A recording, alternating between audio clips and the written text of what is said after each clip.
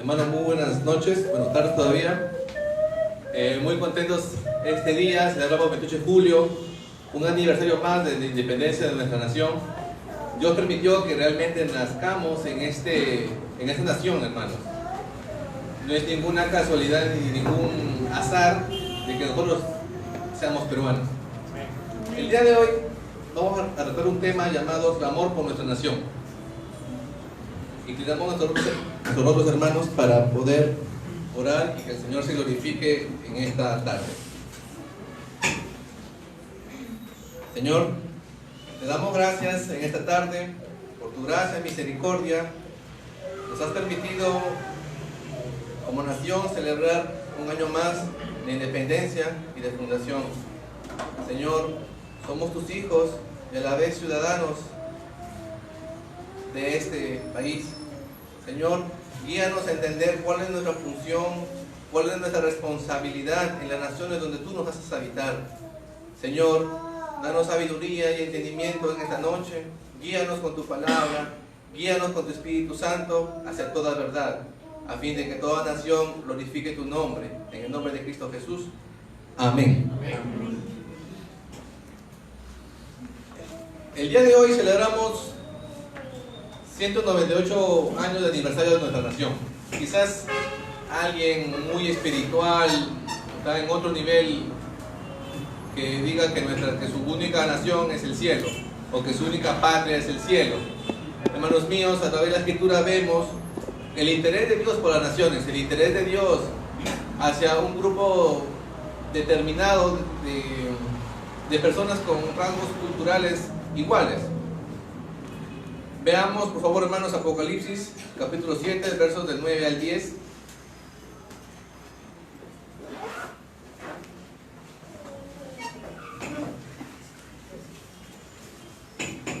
¿Quién me puede apoyar en la lectura?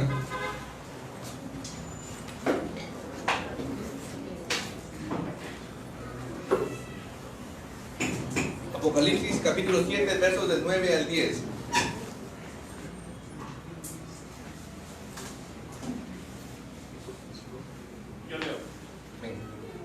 Después de esto vi una gran multitud, que nadie podía contar, de todas las naciones, tribus, pueblos y lenguas, de pie delante del trono y delante del Cordero, vestidos con vestiduras blancas y con palmas en las manos, y clamaban a gran voz, diciendo: la salvación pertenece a nuestro Dios, que está sentado en el trono y al Cordero. Amén. Vemos aquí, hermanos, en Apocalipsis una gran multitud de personas, una gran multitud de gente que pertenecía a diversas naciones, tribus, pueblos y lenguas. Es la voluntad del Señor realmente que todo pueblo, toda tribu, toda lengua la alabe, que todos ellos vengan a sus pies, a los pies del Señor, a los pies del Rey, del verdadero Rey, Cristo Jesús. Para entender el clamor por una nación, definamos qué es una nación. Una nación es un conjunto de personas que comparten una misma cultura en un mismo territorio. ¿Qué definimos por cultura?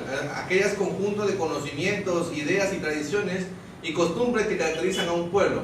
Como personas que vivimos acá en Perú, sabemos muy bien cuáles son nuestras costumbres, cuáles son nuestras tradiciones. Eso es lo que nos diferencia de otros países. Entonces, hermanos, las naciones están dentro del propósito de Dios. No fue producto del pecado en Babel, que Dios los tuvo que dispersar y a la mala formar naciones. Recordemos que Dios es el dueño de la historia de la humanidad.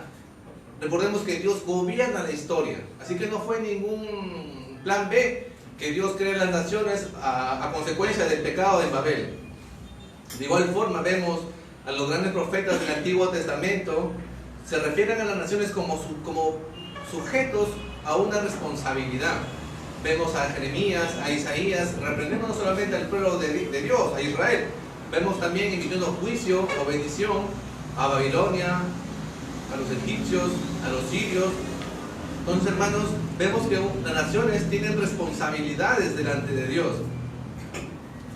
Por tanto, una nación es una entidad cultural que tiene responsabilidad delante de Dios, ya que Dios le concedió capacidades, dones, libertades y recursos sobre donde ellos habitan y sobre sus habitantes.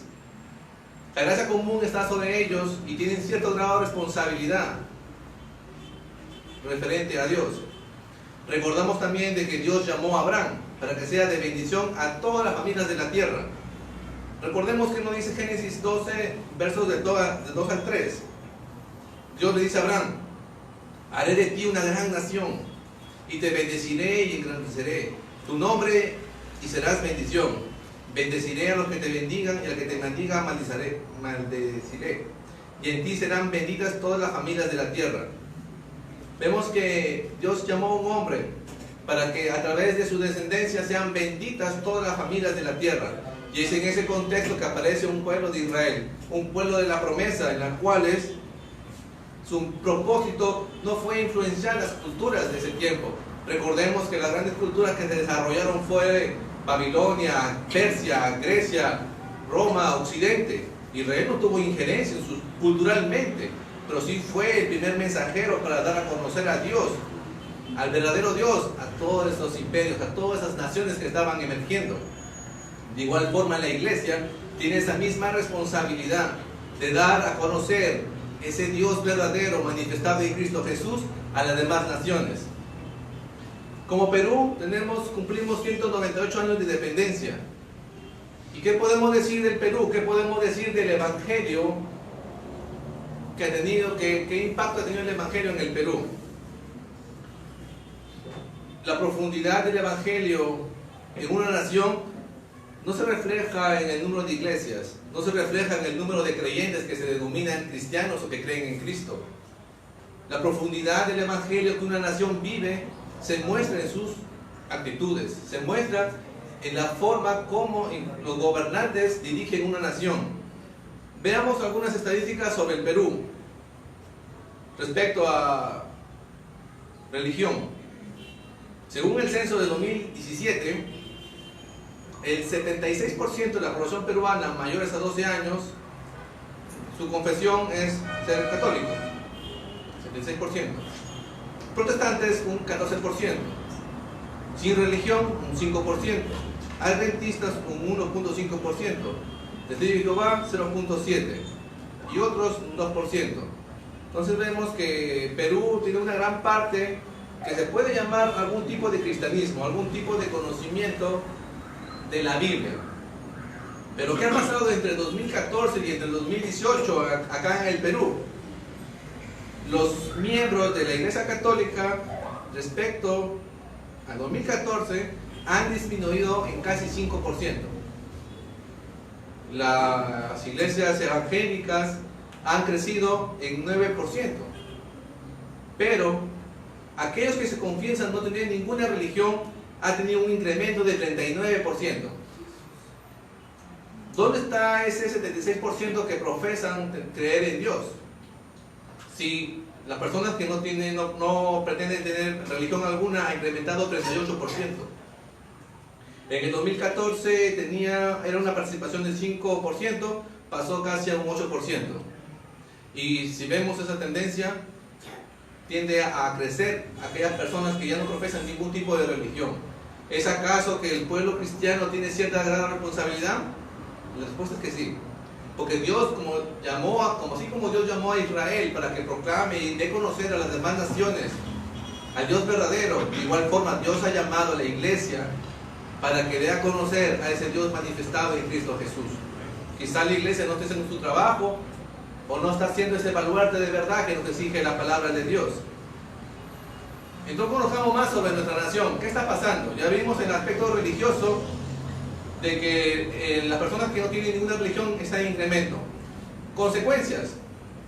Según el NI, cada día se celebran 298 matrimonios. Y cada día también existen 72 divorcios. Es decir, que en 24% por día se divorcian. ¿Dónde está la fe cristiana? ¿Dónde están aquellos que se hacen llamar seguidores de Cristo? Vemos también, en 2014, Perú ocupaba el tercer lugar en casos de violación sexual en el mundo. El tercer lugar.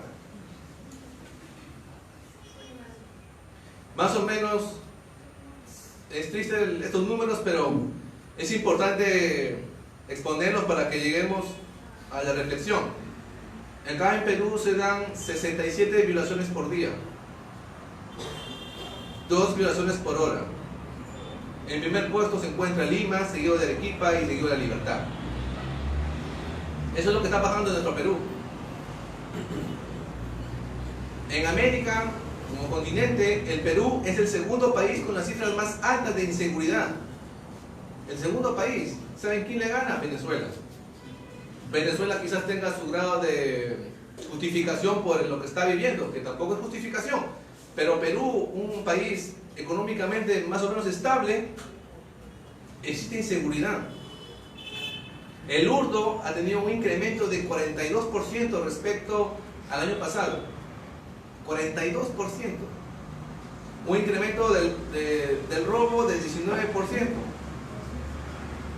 Y ni qué decir de que cada día vemos en las noticias y en los periódicos y en cualquier tipo de medio salen más casos de corrupción de nuestros antiguos presidentes y demás gobernantes.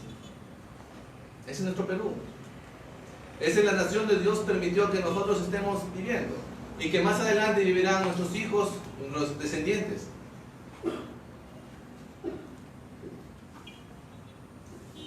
De cierta forma, llegó un conocimiento del Evangelio a América Latina, pero no llegó un Evangelio puro, basado solamente en la Escritura, como tenían los protestantes de Europa, sino que llegó un sistema religioso hegemónico medieval, por no decir un sistema católico, en el cual el Papa era la única autoridad religiosa en ese tiempo.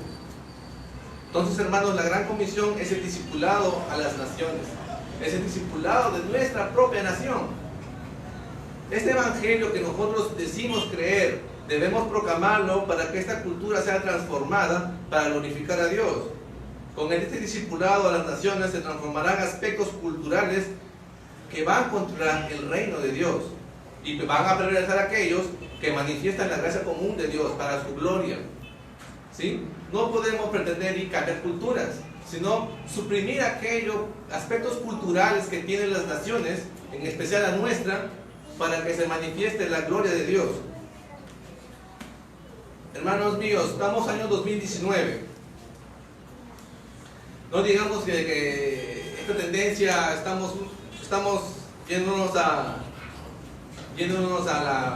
la quiebra. Como dijo alguien, quizás por ahí, ¿de qué vale sacar lustre a un barco que se está hundiendo? Pero eso no es lo que la voluntad de Dios, lo que Dios nos enseña en su palabra. Eso no es lo que el mensaje de Dios, la esperanza que Dios nos da, eso no es. Vemos, hermanos, un desarrollo histórico positivo en las naciones, especialmente acá en América Latina. Recordemos hace más o menos unos 1000 años, 1500 años atrás, ¿qué hacían acá en esta tierra? ¿Qué hacían acá en esta costa peruana? Los pobladores, ¿qué hacían? ¿Adoraban al Dios verdadero? ¿Adoraban al sol? ¿Adoraban a las criaturas? ¿Adoraban a Yapaé? ¿Cuál era su ofrenda? Muchas veces vidas humanas. Muchas veces vidas humanas. Hubo mucho derramamiento de sangre sobre todo en esta costa norte. Podemos decir entonces de que Dios no le interesa a las naciones. Mirémonos ahora. En Trujillo hay una iglesia cristiana, muchas iglesias cristianas. El Perú, cierto porcentaje es creyente. Ya no hay necesidad, ya no hay ese tipo de cultura satánica que mataba gente por adorar a sus dioses. Hay casos aislados, ciertas cosas que podemos escuchar, pero realmente la gran mayoría, de cierto modo, tiene un grado de conocimiento del cristianismo. Entonces, hermanos, ¿cómo podemos ser agentes de cambio en nuestra nación? ¿Cómo podemos influenciar? Vemos que Dios le interesa a las naciones. Algo que el Señor Jesucristo nos dijo, bien claro. Por favor, si alguien nos puede apoyar con Mateo 5, 13 al 16.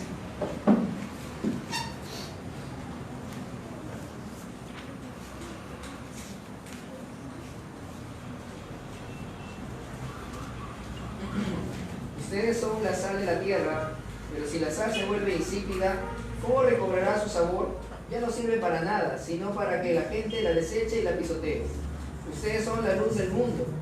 Una ciudad en lo alto de una colina no puede esconderse, ni se enciende una lámpara para cubrirla con un cajón.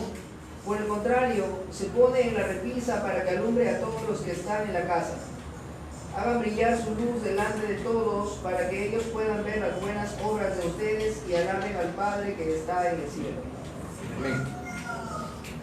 Nuestro Señor Jesucristo en sus días en la tierra les dijo a sus discípulos: ustedes son la luz, ustedes son la sal. ¿Qué tiene que ver la sal y la luz en todo esto? Veamos en el contexto qué significa la sal rápidamente. En la antigüedad no tenían refrigeradoras. La sal era una sustancia que hacía que los alimentos especialmente no se putrefacten, no se contaminen o no se hagan, como para la ley judía, abominable. ¿Y qué tiene que ver con nosotros? ¿Qué tiene que ver con el pueblo evangélico? ¿Es acaso que nosotros podemos frenar la putrefacción? Sí. ¿Es acaso que nosotros podemos frenar la corrupción? Sí. Porque el Señor lo dijo: ustedes son la sal, ustedes son los agentes que van a frenar la corrupción, van a frenar que estas naciones que algún día estuvieron bajo el gobierno de Satanás, van a frenar ustedes aquella contaminación. Ustedes son luz, también dice el Señor. Sabemos que la luz verdadera es Cristo. Y si decimos que tenemos a Cristo, debemos reflejar también esa luz verdadera. No como nosotros fuente de luz, sino como entes que transmiten esa luz en Cristo Jesús. ¿Cómo podemos ser luz y sal? Primero hay algo bien claro que tenemos que conocer y reconocer y aceptar. Primero, ¿estás contento en la nación de Dios te ha puesto? Quizás hay personas que niegan de la cultura donde viven, reniegan del país donde se encuentran, reniegan de la ciudad donde Dios les ha permitido vivir, reniegan de sus antepasados. Hermanos, aceptemos que Dios nos permitió nacer en un país llamado Perú. Vivimos en una localidad llamada Trujillo. ¿Estás contento incluso con la urbanización donde tú estás? Porque si no te das cuenta de que es la voluntad de Dios, donde estás incluso viviendo, donde tu casa está ubicada, difícilmente vas a hacer luz y sal en este mundo. Difícilmente. Simplemente vas a encontrar, decir, no fue la voluntad de Dios para que yo viva aquí, o no me interesa lo que pasa alrededor mío. ¿Estás contento con el trabajo y la vocación que Dios te dio? Porque si no lo estás, difícilmente vas a ser de influencia como cristiano evangélico en el mundo. Difícilmente. Quizás algunos están estudiando. Su centro educativo donde están, también es la voluntad de Dios que ustedes estén ahí. Y ahí es donde ustedes deben ser luz y sal para el mundo. Hermanos míos, como cristianos estamos llamados a decir, no, todo está mal, todo está malo. ¿Qué hacemos? ¿Cómo nos comportamos? Pablo en Romanos 12:21 nos dice: no seas vencido de lo malo, sino vence con el bien el mal. Estamos llamados, hermanos, para que nuestra luz alumbre y que las demás personas vean nuestras buenas acciones y glorifican a Dios por estas acciones que nosotros realizamos.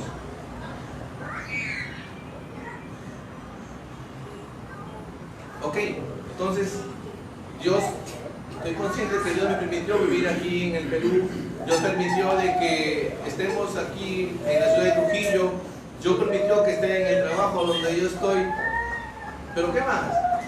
Simplemente con aceptar el lugar donde Dios me puso, ¿basta para hacer luz y sal? No. Veamos un ejemplo. Veamos a un hombre que no tenía un gran oficio, no tendría gran importancia para una nación. Pero veamos, vamos a Nehemías, capítulo 1.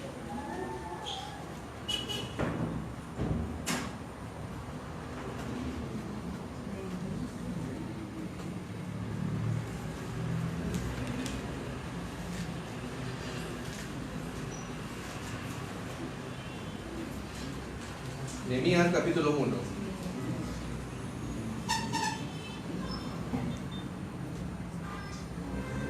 Dice, palabras de Nehemías, hijo de Acalías. Aconteció que en el mes de Quisleu, en el año 20, estando yo en la fortaleza de Susa, vino Hanani, uno de mis hermanos, con algunos hombres de Judá, y les pregunté por los judíos, los que habían escapado y habían sobrevivido a la cautividad, y por Jerusalén. Y me dijeron, el remanente y los que sobrevivieron a la cautividad allí en la provincia están en gran aflicción y oprobio, y la muralla de Jerusalén está derribada y sus puertas quemadas a fuego. Hasta el verso 3. Vemos que Nehemías pregunta a uno de sus compatriotas, él estaba exiliado, ¿cómo está Jerusalén? ¿Cómo está la nación donde alguna vez Dios nos dio para gozar? O alguna vez que Dios nos dio para disfrutar de sus bendiciones. Y le responde, Jerusalén hay una gran aflicción y un gran aprobio. ¿Te parece similar a lo que pasa en Perú? Recuerdo lo que esas estadísticas y lo que tú puedes ver. Toda nación, hermanos míos, tiene rezagos aún. Y nuestra nación más aún de lo que fue el gobierno de Satanás. Aún, hermanos, muchas personas están viviendo una gran aflicción por el pecado y un oprobio grande. ¿Qué es oprobio? Cosas vergonzosas. Sobre sí mismos cargan cosas muy vergonzosas. ¿Y qué más? Jerusalén estaba sin muralla. Una muralla es una protección para Jerusalén, una muralla para una ciudad. Hermanos míos, sin Cristo no tenemos ninguna protección. Sin Cristo no tenemos ninguna muralla. Verso 4. ¿Qué pasó de Nehemías? ¿Cuál fue su sentir? Y cuando oí estas palabras me senté y lloré. ¿Cuántos de nosotros al ver el noticiero, cuántos de nosotros al enterarnos que nuestros vecinos o nuestros propios familiares sufren cierto grado de violencia o sufren cierto grado de corrupción e injusticias que pueden suscitarse en este país? Nehemías, muy dolido, se sentó y lloró. Y dice, hizo duelo algunos días, estuvo ayunando y llorando delante de Dios del cielo. Hermanos míos, ese es realmente el sentir por una nación. Nehemías era un judío que extrañaba su ciudad. Nosotros no estamos exiliados, estamos dentro de esta ciudad. Tenemos la capacidad, porque estamos en Cristo, para poder ser luz y sal a las demás esferas y las esferas donde nosotros vivimos. ¿Cuál fue también la oración de Nehemías?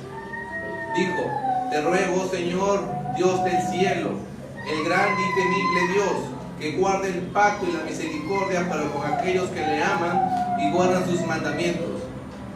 Que estén atentos tus oídos y abiertos tus ojos para oír la oración de tu siervo, que yo hago ahora delante de ti, día y noche por los hijos de Israel, tus siervos, confesando los pecados que los hijos de Israel hemos cometido contra ti. Sí, yo y la casa de mi padre hemos pecado. Si realmente te sientes identificado con tu país, no digas, esos de ahí son los que pecan. Siéntete identificado con tu país, siéntete identificado con tu nación, con el lugar donde Dios permitió que tú nazcas. Y di juntamente con las demás personas, yo y la casa de mi padre hemos pecado. Yo y juntamente con toda mi nación hemos pecado. Hemos procedido perversamente contra ti y no hemos guardado los mandamientos, ni los estatutos, ni las ordenanzas que mandaste a tu siervo Moisés. Tenemos esa identidad como nación, tenemos esa identidad como ciudadanos de aquí de Perú. Sigue Nehemías en su oración y dice, acuérdate ahora de la palabra que ordenaste a tu siervo Moisés, diciendo, si son fieles yo os dispersaré entre los pueblos, pero si volvéis a mí y guardaréis mis mandamientos y los cumplís, aunque vuestros desterrados estén en los confines de los cielos, de allí los recogeré y los traeré al lugar que he escogido para hacer morar allí mi nombre. Pero dirán, acá no hay ningún desterrado. Sí los hay, hermanos. Aquellos creyentes que se salieron, aquellos creyentes que retrocedieron, aquellos creyentes que se fueron. No solamente hablamos de personas inconversas, también hablamos de creyentes. También hablamos de personas que se han apartado del Señor. ¿No te da dolor y pena de aquellas personas que algún día disfrutaron juntamente contigo las bendiciones de la iglesia? Que juntamente con Él cantaste y alabaste al Señor. Que juntamente con Él oraste. Y sigue diciendo Nehemías, y ellos son tus siervos y tu pueblo. Lindas palabras. Lo que tú redimiste con tu gran poder y con tu mano poderosa. Dice Nehemías, te ruego, Señor, que tu oído esté atento ahora a la oración de tu siervo y a la oración de tus siervos que se deleitan en reverenciar tu nombre. Es necesario, hermanos míos, la oración de sus siervos, pidiéndole, haz prosperar hoy a tu siervo y concédele favor delante de este hombre. Era yo entonces copero del rey. Nehemías clamaba porque quería gracia delante del rey en ese tiempo. Y dice, era yo entonces copero del rey. ¿Qué eres tú entonces ahora? ¿Eres ingeniero? ¿Eres maestro? ¿Eres técnico, mecánico, chofer, carpintero, profesor? ¿Qué eres ahora? Identifícate. Nehemías dice, yo era un copero del rey. Era un puesto de confianza, pero no tenía mucha autoridad, no tenía mucho poder. Sin embargo, se humilló y reconoció y le dolió en el alma lo que pasaba con su pueblo, lo que pasaba con su país. Y él trataba de construirlo. Tenemos ese dolor como Nehemías. Así como Dios nos puso, como Dios nos dio ese oficio, como Dios permitió que vivamos, busquemos la gracia de Dios para que delante de los hombres podamos hacer grandes cosas en esta ciudad. Todos conocemos este versículo cuando Dios le responde a Salomón, cuando Salomón ya instituía el templo judío.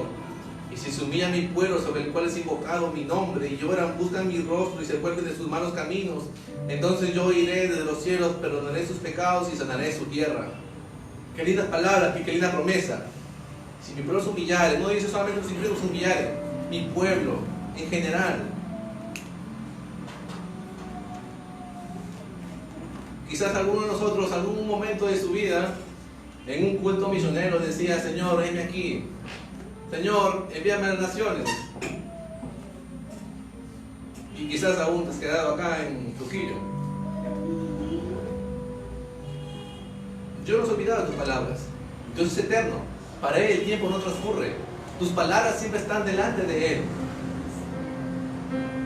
¿Realmente quieres seguir tu labor misionera? Cuando dijiste, Señor, de todo corazón, heme aquí. Heme aquí.